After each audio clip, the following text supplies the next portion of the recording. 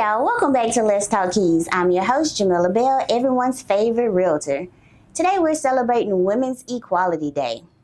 This show is all about unlocking the keys to life, business, and beyond. I'm talking with women who are not just opening doors, but they're kicking them wide open. I hype me up, I gas me up, I hype me up, I gas me up, I hype me up, I gas me up. Take up space, sis. Got my room with this. Take up space, sis. I got my room with this. I'm a trip for this. They cannot resist. The space is on the abyss. Take up space, sis. I hype me up, I gas me up. I hype me up, I gas me up. I hype me up, I gas me up. Take up space, sis. Today, my guest is all about proving that women belong at every table, including the bench. As a family court judge, she brings wisdom, fairness, and compassion into spaces that shape families and futures. In honor of Women's Equality Day, I'm welcoming Judge Erika Green. Hey, girl. Hey. All right, so we're going to have fun, but let's get into this first question. Okay. What's one change in justice that would improve equality for families? So I think we have to always understand that the access to justice always includes finances. So everything that's filed in family court has a cost. And so I think we've done great by providing litigants a fee waiver, which we call an informa pauperis. But I believe that I think there can be other options we can do to help individuals have access. I always say, how much justice can you afford? That's a horrible thing to say, but that's the truth and the reality that we live in. And so if there's one thing that I could change is maybe lowering the cost in some way, but keeping in mind that the cost for court also includes ensuring that we have the lights, we have the employees that are there, and even our security. And so even though I want to do that as a change, I am aware that it still affects the whole justice system.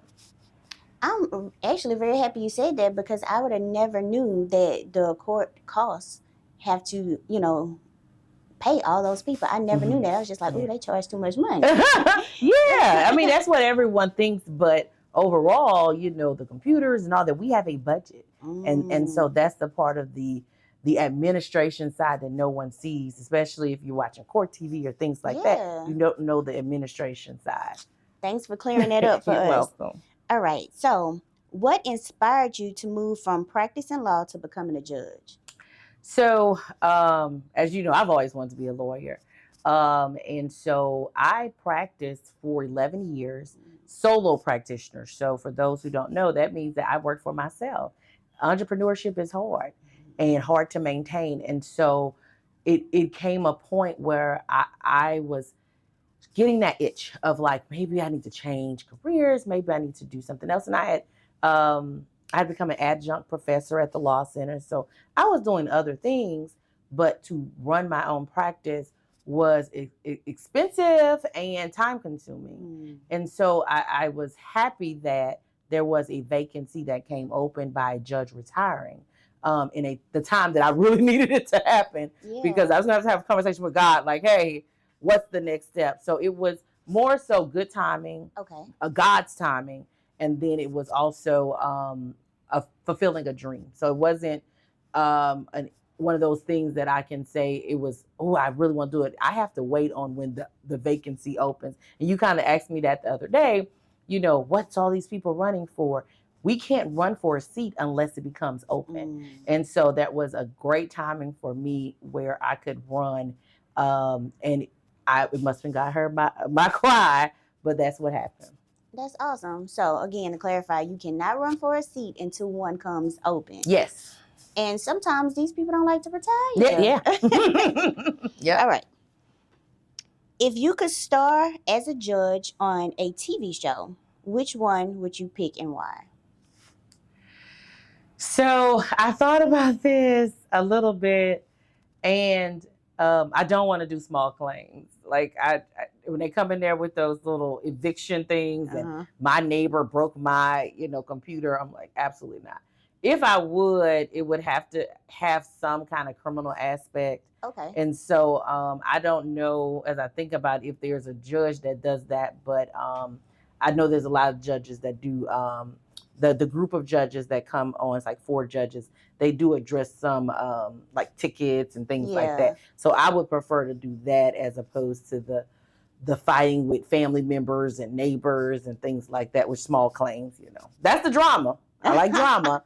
It's fun to watch. Yeah. So that's why I'm a family court judge. Obviously, I come into drama being a family court judge. But so you would want to do like the criminal. Yeah, anything that would be like small criminal type cases. So y'all heard it here first.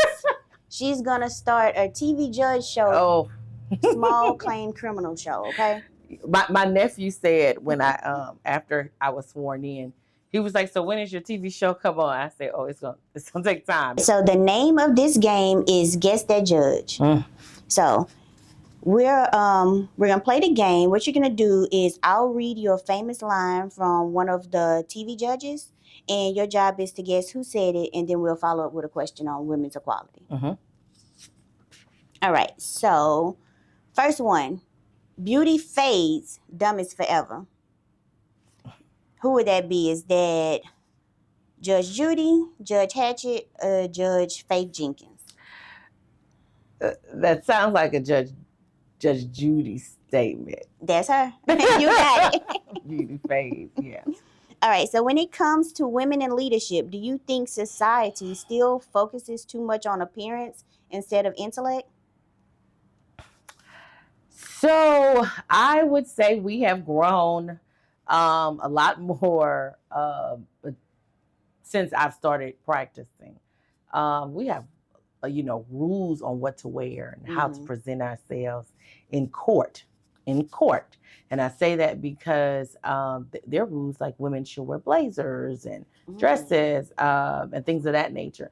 But I think now, depending on the court, it's a little bit more relaxed. I also think, as we're sitting here talking, those in entertainment, now we can wear braids and we can wear natural hair. For us as the African American community, things have gotten more lax. I can't say what the viewership may be. You hear people saying, "Why she didn't comb my hair?" This, that. That's more viewership. But I think as a whole, society is more open to the changes of African American women, and how we present ourselves. So even if I wanted to wear a blazer and I wanted to put a T-shirt on underneath it, that's more accepted now. From our parents' generation, they are still. If you go to work with them, you will see them in they will present more business. But we have elevated casual now. So there are things that we can wear that's still like half morning, business, and then we can take it the afternoon, change an earring or something. And now we're at, at happy hour or something. So I think that it's more acceptable because we have elevated what it looks like and, created a more, I would say, cooler environment with it. I love that because it's always something great when you can find a blazer that go with some shorts that you can wear after work. Yep, elevated casual. Yes. Okay, so the next one. You are your ancestors' answered prayers. You belong here. You've earned every inch of your excellence. Would that be Judge Judy, Judge Hatchett, or Judge Faith? I think it's an older lady because ancestors, so I'm going to go with Hatchett, Judge Hatchett. You got it. All right, so how important is it for women today to recognize the sacrifices of those who came before them? I think it's very important. That particular question makes me think about the justices. So we all know that they're judges locally, but we have Supreme Court justices that have locally, Louisiana, Justice Bernadette Joshua Johnson, who was the first Black female justice. And then we have, now you have Ruth Bader Ginsburg, justice, who was on the Supreme Court. both of them are instrumental. And if we knew the sacrifice, I watched documentaries a lot. Ruth Bader Ginsburg's documentary showed that she was the only female in her class in law school. And so some of us are like, man, we didn't get in law school, or, we're adamant that the admissions process is wrong. But imagine her back then going, and she's the only female the whole time. And so that I know meant a lot, and it gives us the opportunity to appreciate what was handed to us. And then Justice Jackson, she created some strong or more lenient opportunities for lawyers to stay in practice, even if we have some issues. Okay. And that benefits my community, Black lawyers. And so I think knowing that she pushed that, and knowing that Justice Ginsburg was doing that by herself, we got to remember that. Yes. Because now it seems like everybody can go to every school they want, but now it means a lot. So do you think that that's something that when you're in law school they should teach to the lawyers, or should that just be something you research on your own? Well, I think with history, sometimes we have to be taught. Some of us are not going to go out and get it. And so even as I'm talking to you, I'm like, make sure I tap into this portion of history. And so, no, I don't think everybody's going to go out and do this. Some people are not focused like that. But I do think it's important, especially for me, who came from Southern University Law Center, which was a school that's built on providing access and opportunity for those of us who wouldn't have the opportunity. Yes. That's important. So they include and infuse in the lectures history, but we have to be more intentional with sharing it. I love that you talked about that. That's awesome. Thank you. All right, so every day you unconsciously show and tell people how to treat you without ever saying anything. Who's that? Is that Faye Jenkins, Hatchet, or Judy? I'm going to go with the Southern Law graduate, Faye Jenkins. There you go. Okay. Do you think women still have to prove their value in ways men don't, and how can that change? Well, welcome to the South. I did a speech on this, but I'll keep it simple. The issue is that in the South, we are still kind of seen as, possessions, subordinates.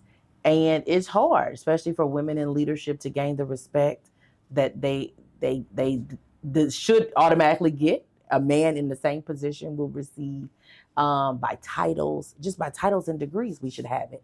But we know in the South, there is still a remnant of people that still believe that women should be underclassmen, right? And so I think that we, again, is intentionality. We as women have to open doors for our sisterhood to get jobs, to have opportunities for contracts, and even to be on boards and in the room. And so that doesn't happen because men just don't automatically think. Now, they think about their wives sometimes and say, hey, make sure you get her in this little circle and stuff like that. But some of us have to do it with the thought process of this person would never have that opportunity. And so I think definitely that it does require a little more, and I think it's just the geographical location we're in that is always going to be harder for us. I understand that, and that's what was so important about me getting this series out for women who lead, so that we can show the world that it's okay to be sisters, to come together, to open doors for each other. So I love that. Thank you. Next question. Next game choice. Woulda, shoulda, coulda. Okay. You should know that one. So should that be... Well, that's somebody's quote. Yeah. Woulda, shoulda, coulda. Is that Judge Judy, Judge Faith Jenkins, or Judge Hatchet? That sounds like Judy again. It is. Oh, okay. Yeah. I was say anything. Yeah, she's off the rails some days. And the person was probably explaining to her, I would have did this, if I had, So, follow-up question. When it comes to equality, what's one thing we can't afford to woulda, shoulda, coulda anymore?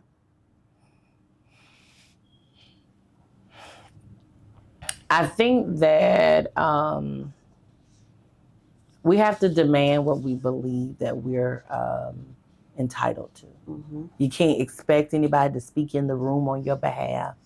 You have to assert yourself, and you have to always present what you believe you're worth. So if it's in your salary, if it's you need leave time, if you need, to take a break to breastfeed, you can't just wait. You have to tell everybody, this is what I need, and you have to be confident in it.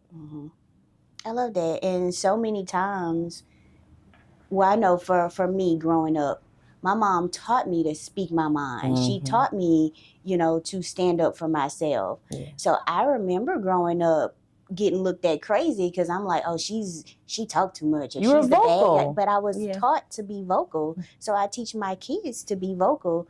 And so many times when you're vocal, you're the mean or the angry or the this, that, and the other.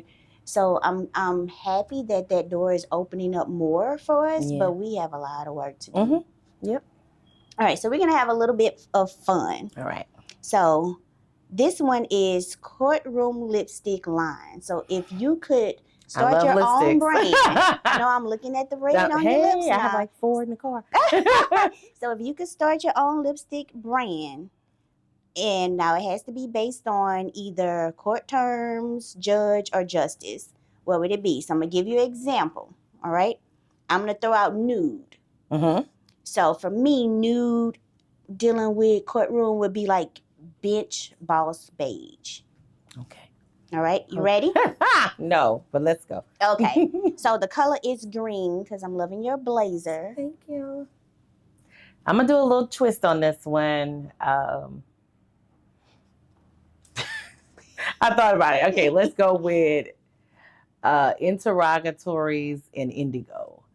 Interrogatories are questions that we have to answer. And so it's not jazzy, but, But we made it. Yeah, and indigo is, a shade of green.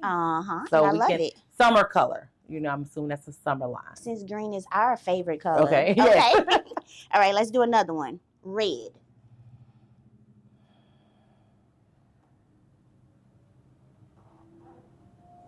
Contempt.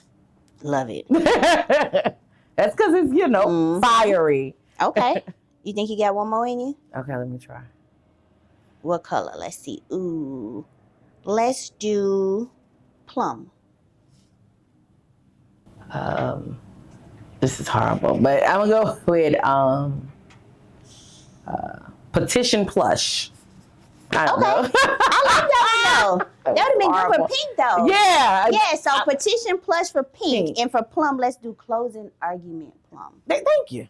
There we go. That's a brand. We figured it out as we go. See, input, women, female input works. All right, so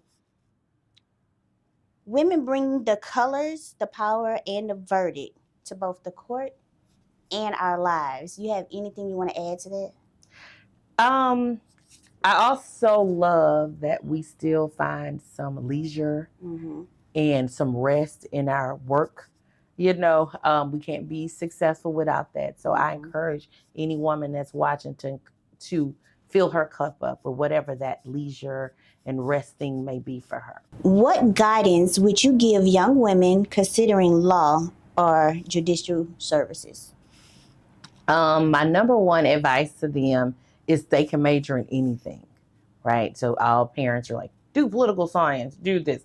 No, you can major in anything because the applicant, you're competing against other applicants. And the average age of a law student is 27. So if you are just straight out of college, you only went to political science, you're not competitive. So if you have a background in engineering or something like that, you look more competitive, and it helps with the dialogue in law school. So major in anything and read a lot so you're prepared for the level of reading that you'll have to do. Okay, awesome. Where do you see the biggest equity gaps affecting families in your courtroom?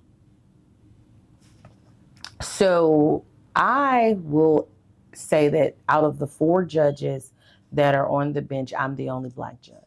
Wow. I find that to be very hard in a city that is predominantly African American, and the stories, our dialect, our family dynamic is different. And so the way I may receive a litigant that looks like me, and the way, I'm not going to say all colleagues, but some receive us is different. Mm-hmm. And so that's a gap. And the only way we can fix that gap is ensuring that we elect more people that represent our community. Mm-hmm. And so that's a simple ask. Elect more people, and moving out of family law, participate in the jury system. Yeah. We need people that understand and that have lived experiences, that have been through things, that can literally look at and put their eyes on things and voice that in the back room. I really wish we had more people that thought like you, because I always thought that going to family court and putting someone else in your business when you have kids is like treating your child like it's a rotisserie chicken and you cut them in half. Like, literally, that's how impersonal it can be. Well, what I always tell young people is that I help families during their transition. Mm-hmm. So transition is hard. And so I just tell them that's my job, to stabilize the family. But what I have learned is that every family is different. Yeah. And it's not a cookie cutter situation. Even if it's mom and dad, Mm-hmm. even if it's what looks like ideal. So you have to have different perspectives if that's happening. Love that. Looking ahead, what legacy do you hope to leave on the bench when it comes to fairness and equality? So there is a celebrity, I read a lot, watch a lot of documentaries, that said that somebody asked her a question like that, and I want to say it's Michelle Obama, but I don't know. She said that I'm not interested in the legacy. Mm-hmm. I'm interested in what I'm doing now. So obviously when I pass, somebody's going to say something amazing. She did this. I want you to feel like while I'm here, I am impacting people. So I work with young people, outside of my job. And I give them the opportunity to see me as a regular person. I go into churches and give information about the legal aspects of things, because they need that now. People can't wait till you leave to be like, I think she did a lot. I'm just trying to use my time here wisely and use my passion to help get that information out. That's awesome. And I love the work that you're doing with the young people. Thank you. And they love you so much. So I would like to say a big thank you to Judge Erika Green for joining us today. Welcome. If you enjoyed the episode, be sure to like, share, and subscribe. More keys are coming your way. So I have a special gift for you, just a token of my appreciation for taking time out your busy schedule and joining me. So here's a certificate. Thank you. And that is from the Lux Key Homes and from the Let's Talk Keys podcast. And you have to open it. Okay. Like an unboxing game. Yes, unbox. I love ribbons, as you can tell, bows on my shoes. Oh, this is nice. And a shirt. Thank you. You're welcome. I'm going to open that quietly. Oh, yes. It's a special note. Thank for you, Jamila. Thank you, girl. Me up, I gas me up, I hype me up, I gas me up, I hype me up, I gas me up. Take up spaces, got my room with this. Take up spaces, I got my room with this. I'm a trip for this, they cannot resist. The space is on abyss, take up spaces.